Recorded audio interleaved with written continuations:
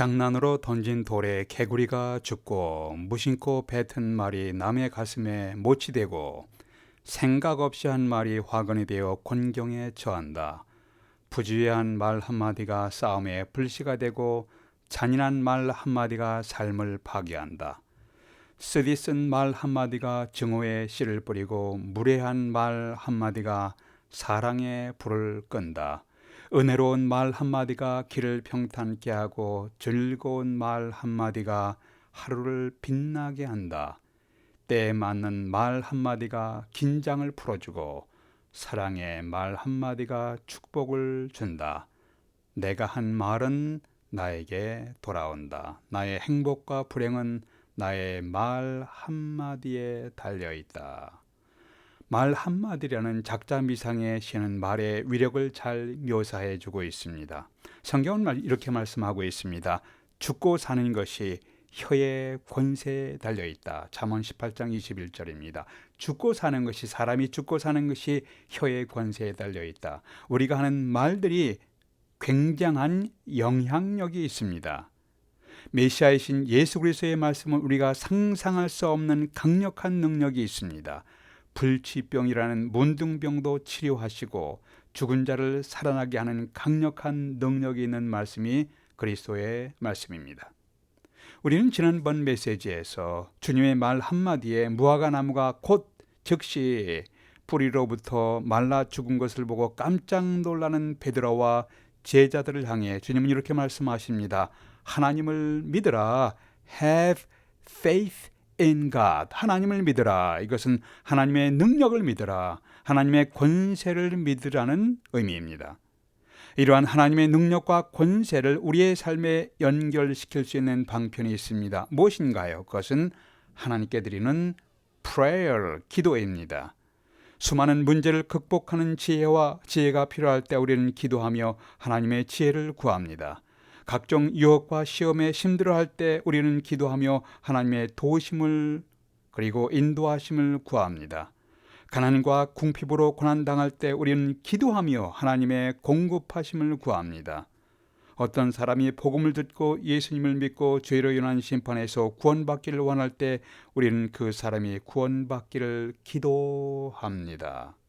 기도는 우리 크리스천의 삶에서 생명줄입니다. 기도는 때마다 일마다 우리의 필요에 대해서 해결과 공급을 구하는 영적인 호흡입니다. 현 시대에 우리는 어떻게 주님의 능력과 지혜의 창고를 열어서 우리 삶에 연결할 수가 있을까요?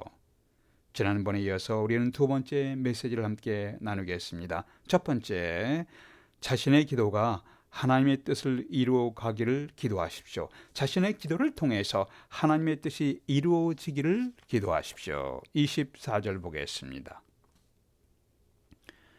그러므로 내가 너에게 말하노니 무엇이든지 기도하고 구하는 것은 받은 줄로 믿으라. 그리하면 너에게 그대로 되리라. 우리가 무엇이든지 기도하는 것을 하나님이 듣고 계십니다. 그런데 믿음으로 기도했지만 기도하는 것이 그대로 응답되지 않았을 때 우리는 어떻게 할 것인가? 야고보서는 이렇게 말씀하고 있습니다. 너희가 구하여도, 기도하여도, 하나님께 구하여도 받지 못하는 것은 정욕으로 쓰려고 잘못 구하기 때문이다. 야고보서 4장 3절입니다. 라고 말씀하셨습니다. 주님은 너희가 내 안에 거하고 내 말이 너희 안에 거하면 무엇이든지 원하는 대로 구하라. 그리하면 이루리라. 요한복음 15장입니다. 주님의 말씀이 우리 안에 거하면 우리의 기도의 방향은, 우리의 기도의 의미는, 기도의 방향은 주님의 뜻에 가까이 접근하게 됩니다. 우리가 드리는 기도를 통해 주님의 뜻이 이루어지기를 간구해 보십시오. 예수 그리스도의 모본을 기억하십니까? 우리의 질병의 치료를 위한 우리의 간절한 기도를 주님이 이해하십니다. 주님은 우리의 행복한 결혼을 위한 간절한 기도를 이해하십니다. 우리의 자녀들로 인하여 가슴 아파하며 기도하는 것을 주님이 이해하십니다. 우리가 재정적인 어려움 속에서 울부짖으며 기도하는 것을 하나님이 이해하십니다. 주님은 우리에게 좋은 것을 움켜쥐고 있는 인색한 분이 아니라 넉넉하게 우리에게 베푸시는 분이십니다. 그런데 주님의 뜻은 나의 뜻보다 더욱 위대합니다. 주님의 뜻은 나의 뜻보다 더욱 지혜롭습니다. 더욱 영광스럽고 더욱 은혜스럽습니다. 예수님은 십자가를 바라보며 기도하시다가 이렇게 기도하셨습니다. 나의 원대로 마옵시고 아버지의 원대로 하옵소서라고 기도하셨습니다. 예수께서 간곡하게 아버지 하나님께 기도하셨지만 이렇게 마무리하신 것입니다. 나의 원대로 하지 마옵시고 하늘 아버지의 원대로 하옵소서. 이렇게 자신의 기도를 통해서 하늘 아버지의 마음을 움직이는 기도는 강력한 능력이 있습니다. 힘이 있습니다. 여러분은 자신의 기도가 하나님 아버지의 뜻을 이루어가기를 기도해 보신 적이 있으십니까? 여러분의 기도를 통해서 하늘 아버지의 뜻이 이루어지기를 기도해 보신 적이 있으십니까?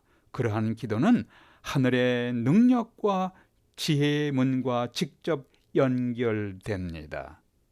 현 시대에 우리는 어떻게 해야 주님의 능력과 지혜의 창고를 열고 연결될 수 있는가요? 첫 번째, 자신의 기도가 하나님의 뜻을 이루어가기를 기도하십시오. 두 번째, 자신이 용서의 마음 품기를 기도하십시오. 내 마음에 용서의 마음을 주시옵소서. 용서의 마음을 품기를 기도하십시오. 25절 보세요. 서서 기도할 때 아무에게나 혐의가 있거든 용서하라. 그리하여야 하늘에 계신 너희 아버지께서도 너희 허물을 사하여 주시리라 하시니라. 무릎 꿇고 기도하는 자세도 있고 엎드려 기도하는 자세도 있습니다. 그런데 오늘 성경에서는 서서 기도할 때 무릎 꿇고 기도할 수도 있고 엎드려 기도할 수도 있고 서서 기도할 수도 있습니다. 여기서 서서 기도할 때, 오늘 말씀에서 서서 기도할 때 서서 기도하는 자세는 일반적인 기도의 자세입니다. 누가복음 18장에서 바리새인이 서서 기도했습니다. 세리도 서서 기도했습니다. 기도의 자세보다 더 중요한 것은 기도자의 마음입니다. 기도자의 마음 상태입니다. 이사야 선지자는 이렇게 말씀하셨습니다. 너의 죄악이 너희와 너희 하나님 사이를 갈라놓았고 너희 죄가 그의 얼굴을 가리어서 너희에게서 듣지 않으시게 함이니라. 이사야 59장 2절입니다. 나와 나의 하나님 사이를 갈라놓은 것이 나의 죄악입니다. 하나님께서 얼굴을 가리고 나의 기도를 듣지 않으시게 하는 것이 나의 죄라고 이사야 선지자가 진단했습니다. 내 마음에 원한과 증오의 죄를 품고 있다면 하나님 앞에 고백하며 내려놓으십시오. 하나님과의 관계를 깨트리는 우리의 마음의 죄를 고백하고 내려놓은 후에 기도할 것을 말씀하고 있습니다. 우리는 늘 죄악의 사회에서 살고 있습니다. 구조적으로 죄에 물들어 있고 죄악과 갈등하며 우리는 살아가고 있습니다. 이러한 죄는 우리가 심판받는 죄와는 다른 차원이에요. 요한복음 13장에서 주님이 태야에 물을 떠서 제자들의 발을 씻기실 때 베드로가 너무 황송해서 이렇게 말합니다. 주여, 내 발을 절대로 씻지 못하시리이다. 이때 주님이 내가 너를 씻어주지 아니하면 내가 나와 아무런 상관이 없느니라 하시니까 베드로가 이렇게 말합니다. 주여, 내 발뿐 아니라 손과 머리도 씻어 주옵소서. 베드로다운 말씀이에요. 이때 주님은 이렇게 말씀하십니다. 이미 목욕한 자는 발밖에 씻을 필요가 없느니라. 온몸이 깨끗하다고 하십니다. 이미 예수 그리스도를, 예수님을 메시아 구원의 주님으로 고백하고 회개한 사람은 죄의 심판으로부터 이미 해방되었습니다. 그러나 구조적으로 죄악이 가득한 사회에서 매일매일 살다 보면 발이 죄악에 더러워집니다. 그래서 규칙적으로 자기 자신을 점검하며 하나님 앞에 허물과 죄를 고백하는 것이 필요합니다. 우리는 상처를 주기도 하고 상처를 받기도 합니다. 우리의 일상생활 가운데서, 가족 관계에서, 심지어 신앙 공동체 속에서도 때로는 상처를 주기도 하고 상처를 받기도 합니다. 그런데 나에게 상처를 준 사람을 향하여 증오와 원망의 죄를 마음에 품고 있으면 하나님께 드리는 기도의 통로가 막혀버립니다. 우리 기도를 막고 있는 것은 마음의 원망과 증오의 죄를 버리고 용서의 마음을 품고 기도해야 하나님의 은혜와 능력의 문을 열 수가 있습니다. 우리 마음의 증오와 원망의 죄는 이미 받은 우리의 구원을, 죄로 인한 심판으로부터의 구원을 취소시키는 것은 아닙니다. 이미 예수 그리스도를 믿음으로 죄로 인한 심판에서 해방되고 하나님 나라의 백성이 되는 것을 무효화시키는 것은 아닙니다.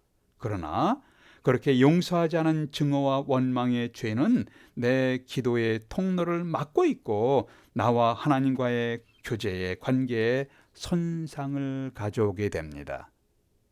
여러분의 기도의 통로가 활짝 열려 있기를 원하십니까? 아니면 원망과 증오와 질투로 통로가 꽉 막혀 있기를 원하십니까? 여러분이 선택하십시오. 어떻게 하시겠습니까? 마태복음 18장에 자신은 용서받았지만 다른 사람을 용서하기를 거부한 종의 비유가 나옵니다. 주인에게 10,000달란트 빚을 진 종이 그 빚을 갚을 길이 없게 되자 주인께서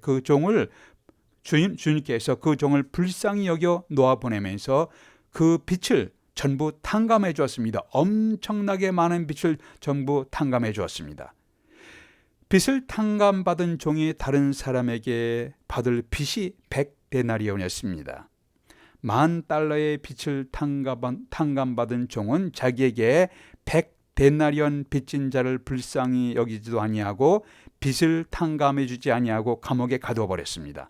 한 달란트가 6,000데나리온이니까 약 6천만 분의 빚을 탕감받은 종이 자기에게 100불의 빚을 진 자를 탕감해 주지 아니하고 매우 인색하게 하며 감옥에 가둬버리는 것에 비유될 수 있습니다. 이런 소식을 들은 주인이 엄청난 빚을 탕감받은 종을 불러서 이렇게 호통칩니다.